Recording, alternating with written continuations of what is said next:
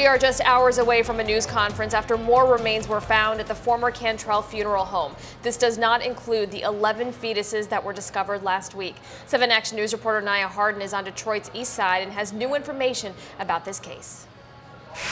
A man who was working in the basement here at the former Cantrell Funeral Home on Mack says he discovered 2 boxes with ashes Monday. And then yesterday, 2 more boxes were found.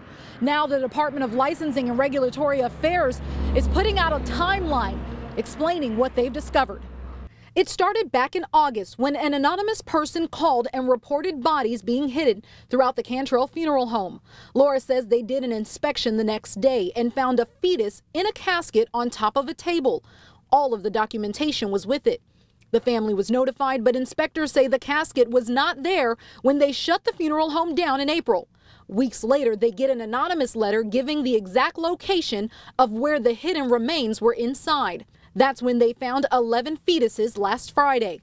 Jump to Monday. And I keep seeing this black box that was in my way. So as I moved it over to the right, I happened to notice that it was the remains of ashes of someone, loved ones, that was basically thrown away like trash.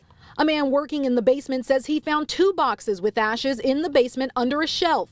Wednesday, 2 more were discovered. Names were attached, but no medical records. Laura says the ashes are now at the Verheiden Funeral Home in East Point. Those ashes, we've been told, date back to 1996. The new owner of the building has been doing renovations and plans to turn the former funeral home into a community center.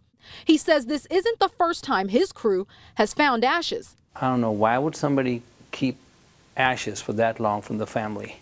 He says a breakfast vigil will be held on the 27th to honor those remains that have been found here. His organization has even hired grievance counselors for anyone who might be impacted. The remains have not been identified.